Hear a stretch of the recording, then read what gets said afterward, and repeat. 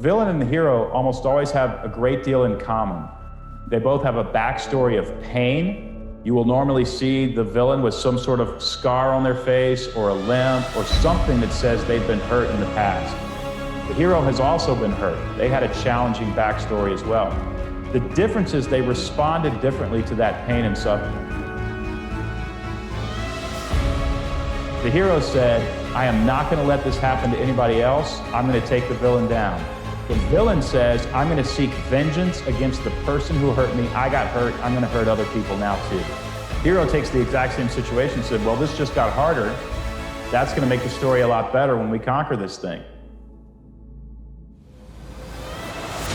I do not believe that any of us have dreams that were not given to us for the purpose of accomplishing those particular dreams. And I want to share something with you. I don't know what that dream is that you have.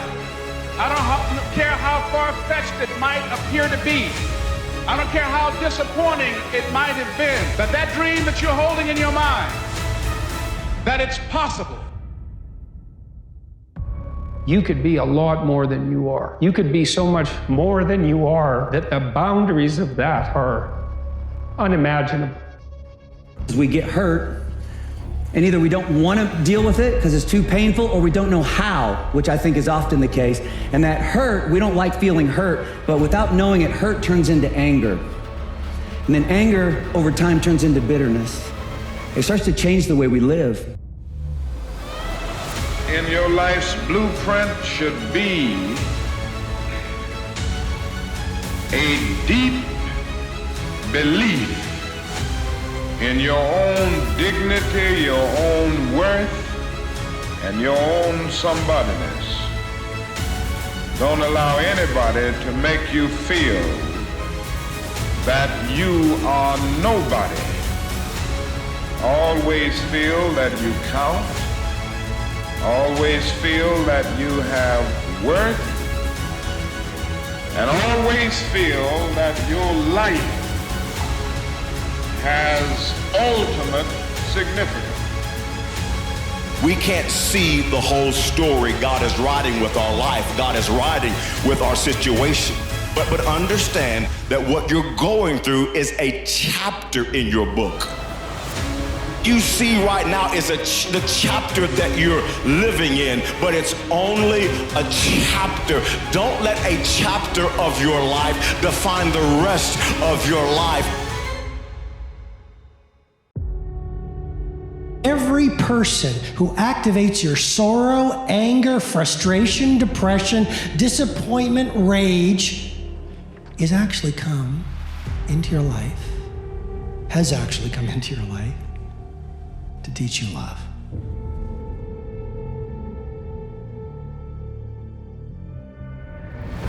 Yo, we all are great.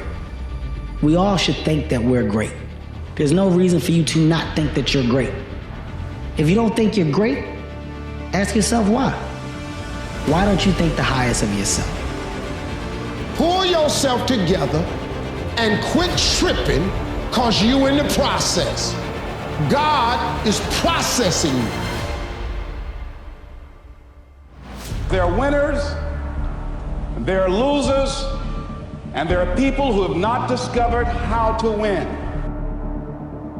You know, having faith, you know, that you're doing what you're supposed to be doing is one thing, but you got to believe that this is your destiny and this is what you're supposed to be doing in life, you know, if you really want it. And I think as a human, sometimes you feel like you always got to wait for the right time, what makes sense to you to actually start executing, to actually stop making excuses, to doing the things that you always really want to do. There is fruit inside of your gifts, talents that are inside. There's nutrition that others can receive and bring into themselves because you mature.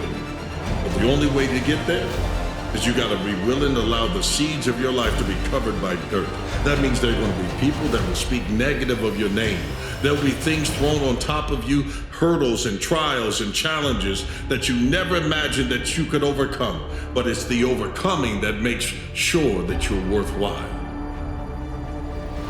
You don't have to be great to get started, but you have to get started to be great. I'll get to it tomorrow. I'm like, who promised you that? Right? I'll get to it a month from now. I'm like, who promised you that? Right? Because light changes so quick, right? And as people, we're often arrogant. I was one of them. We live our lives and we feel as if we're promised something. You see, you are what you are and where you are because of what's gone into your mind. You can change what you are, you can change where you are by changing what goes into your mind. 98% of the people in our Western civilization have a picture of themselves which is so narrow and so shallow that it literally bears no resemblance to the real person who is there. Your identity is defined by who you believe you are and who you believe you are not. Every day, do something that moves you toward that goal, that keeps that goal alive and in sight and in focus. However small or insignificant that step might seem, take it. Do it. Make it happen. Because that goal isn't going to achieve itself. It is all on you.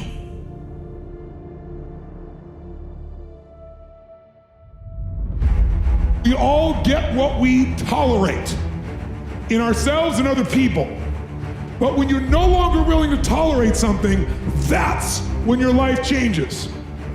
The difference in people is their standards, period.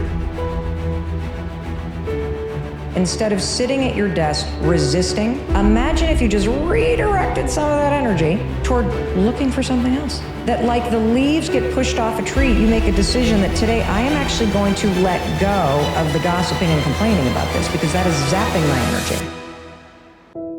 And I'm going to direct my energy at something positive because once I get rid of that, I got room for something positive to grow.